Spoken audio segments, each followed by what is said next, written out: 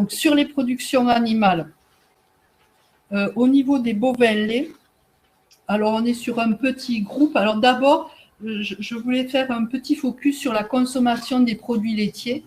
Alors là, je vais me tourner vers vous. C'est bien parce qu'aujourd'hui, j'ai un peu de toutes les productions, donc c'est top. On est peu nombreux, mais c'est très bien. Donc, sur les produits laitiers, donc là, c'est des achats des consommateurs, donc des ménages pour la consommation à domicile. Si on regarde la répartition des produits laitiers, il y en a 46% qui sont consommés sous forme de fromage. On a 25% en ultra frais, 11% en lait, 5% en crème et en matière grasseuse, c'est 70% dedans, c'est le beurre, 11%. Donc on voit que quand même les fromages ont une part importante dans la consommation des ménages. Et en termes de valeur ajoutée, c'est les fromages qui tirent quand même vers le haut les produits laitiers. Si on regarde, le lait de vache est majoritaire, puisque quand on regarde au niveau des fromages,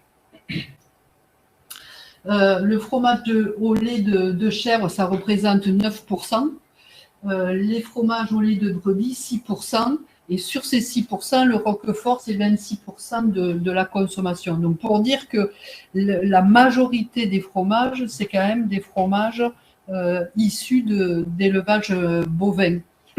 Donc, c'est quand même important.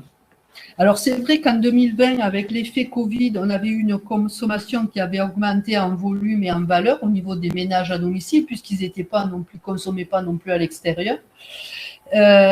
Et sur 2022, par contre, ça s'est revenu à, je dirais, les courbes un petit peu précédentes, où on est plutôt sur une diminution de la consommation. C'est dû à la chaleur. C'est vrai aussi. Quand il fait froid, c'est trop. Oui, on va manger plus de glace quand il fait chaud. Voilà. Ah oui, Non, ça ne compense pas et ce n'est pas les mêmes. Si on regarde la collecte, donc jusqu'au mois d'août, au niveau européen, donc vous avez dans le graphique, on s'aperçoit que hormis la Pologne, tous les autres pays, c'est les graphes en rouge, les histogrammes en rouge. Tous les pays ont eu une diminution de leur production au niveau européen. Si on regarde au niveau mondial, on est sur une collecte quand même peu dynamique, avec une reprise quand même au niveau des USA de plus 1,5 en septembre, et l'Argentine également, mais bon, l'Argentine, ça ne pèse pas forcément énormément. Et au niveau, par contre, Nouvelle-Zélande, on est en repli de 4%, et de l'Australie plus, puisque là aussi, les conditions climatiques impactent fortement. Au niveau européen, on est sur une collecte en baisse de 0,7%, arrêtée au mois d'août, et il n'y a que la Pologne, donc comme je vous disais tout à l'heure, qui progresse de 2%. Et en septembre, par contre, avec la dynamique qu'il y a également sur les prix, on a eu une reprise un petit peu de la production laitière au niveau Europe, mais c'est modeste, plus 0,8, c'est pas quand même des choses énormes, et en France, plus 0,4. Après, au niveau, nous, de l'Occitanie, on est réellement sur une perte en volume, mais qui est liée au fait qu'on perd tout le temps des producteurs et des vaches, par conséquent. Parce que si on regarde la production moyenne par élevage, elle a progressé, mais pas suffisamment pour absorber la disparition de tous ces élevages-là. Donc c'est vrai qu'on est sur une problématique en bovin lait, et c'est très marqué dans le Tarn-et-Garonne, c'est très marqué aussi dans le Gers, dans la Haute-Garonne. Ça arrive nous aussi au niveau du Tarn, puisqu'on perd des éleveurs d'une façon importante, et même on le voit arriver sur l'Aveyron, qui reste quand même un département important au niveau production.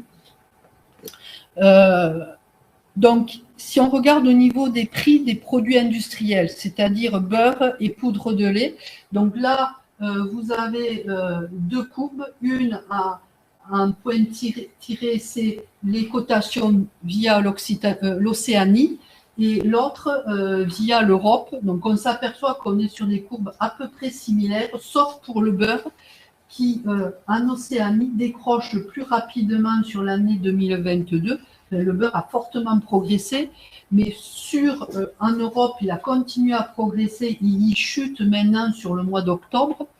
En Océanie, ça avait débuté un peu plus tôt. Alors, les causes de ça sont liées à la demande chinoise. C'est vrai que très souvent, la demande chinoise pour plein de marchés a une incidence très, très forte. Et donc là, il y a une part plus faible au niveau de la demande chinoise, mais qui a été partiellement compensée par certains pays d'Asie du Sud-Est. Et puis également la reprise au niveau des USA qui quand même risque de peser un petit peu sur le marché, même s'ils ne viennent pas forcément nous concurrencer sur nos secteurs-là, mais quand même au niveau mondial, ça joue. Après, se pose toujours la question, et c'est vrai pour beaucoup de productions, c'est est-ce qu'en termes de consommation, avec l'augmentation des prix, si la consommation va quand même se maintenir, et on voit que sur tout ce qui est produits laitiers, on a une tendance à consommer un peu moins. Ce qu'il y a aussi, ce qu'on remarque aussi, c'est que les marques des GMS, les ou autres, résistent mieux, sont même en progression, et contrairement aux AOP ou autres qui ont du mal à trouver, à maintenir leur marché. Parce que justement, en termes de pouvoir d'achat, ben, il y a un report vers des marques moins coûteuses. Et donc ça, c'est vrai que c'est une préoccupation pour les entreprises qui transforment. Je ne sais pas si vous avez remarqué une baisse ou pas. Ça me paraît logique. Hein. Je pense que déjà, ils vont continuer à manger du fromage, qui vont l'acheter un peu moins cher. Donc, qui ne vont pas l'acheter moins cher, mais qui vont essayer de ne pas l'acheter beaucoup plus cher. Enfin, c'est ce que je pense. Ouais. Moi, je ne pas. Maintenant, les marques distributeurs, c'est les mêmes entreprises qui font les marques distributeurs et les marques à eux. C'est difficile de faire ses prix, de savoir est-ce qu'il faut augmenter. Ouais. J'ai entendu dire que c'était 11% l'augmentation du fromage en 2022. Donc c'est énorme quand même. Ouais. Donc oui, ça ne m'étonne pas que les gens réagissent comme ça. Et donc, sur les prix, donc là, c'est le prix en conventionnel, parce que je n'ai pas parlé du bio, mais au niveau du marché du bio, c'est vrai qu'on a un resserrement du prix entre le conventionnel et le bio qui est quand même très important, avec des volumes en bio qui peinent à trouver preneur. Hein.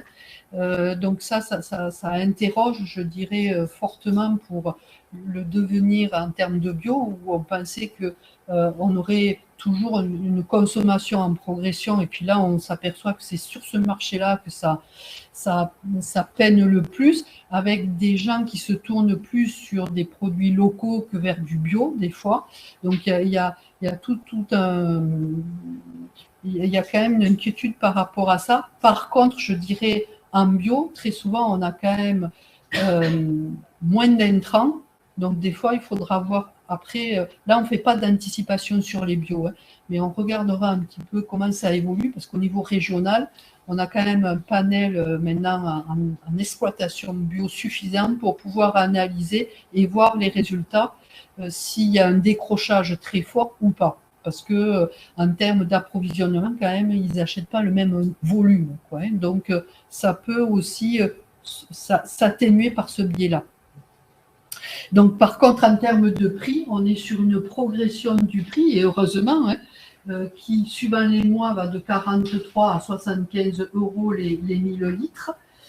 Si on regarde au niveau France, en septembre, le prix réel était à 462, donc 21% de plus qu'en 2021, ce qui est quand même pas négligeable. Mais si on regarde au niveau européen, on est sur des prix plus forts, plus élevés, ce qui n'était pas forcément le cas les années précédentes, mais il y a eu une progression plus forte au niveau européen.